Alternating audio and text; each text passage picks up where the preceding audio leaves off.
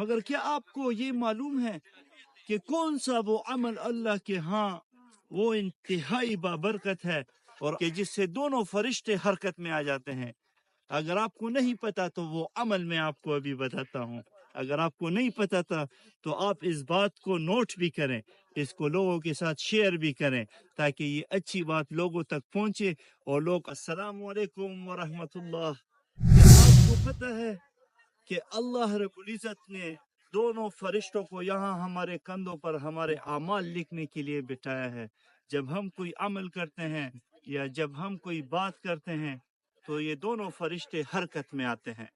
جب آپ نیک عمل کرتے ہیں تو دائیں ہاتھ کا جو فرشتہ ہے وہ آپ کے عمل نامے میں وہ نیکی لکھتا ہے، تو دائیں ہاتھ کا فرشتہ وہ حرکت میں آتا ہے اور بائیں ہاتھ والا فرشتہ خاموش ہوتا ہے۔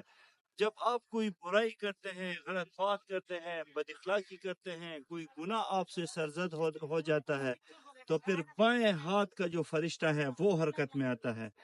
مگر کیا آپ کو یہ معلوم ہے کہ کون سا وہ عمل اللہ کے ہاں وہ انتہائی بابرکت ہے اور اللہ کے ہاں بہت زیادہ وہ نیکی اور ثواب کا ہے کہ جس سے دونوں فرشتے حرکت میں آ جاتے ہیں؟ اگر آپ کو نہیں پتا تو وہ عمل میں آپ کو ابھی بتاتا ہوں۔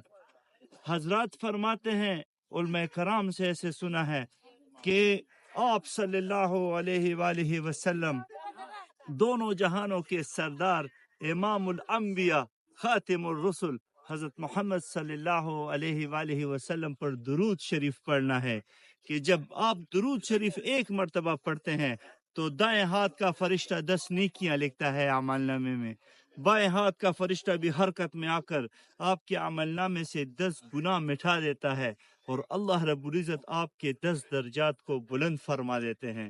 اگر آپ کو نہیں پتا تھا تو آپ اس بات کو نوٹ بھی کریں، اس کو لوگوں کے ساتھ شیئر بھی کریں تاکہ یہ اچھی بات لوگوں تک پہنچے اور لوگ آپ صلی اللہ علیہ وآلہ وسلم پر درود و سلام بھیجیں۔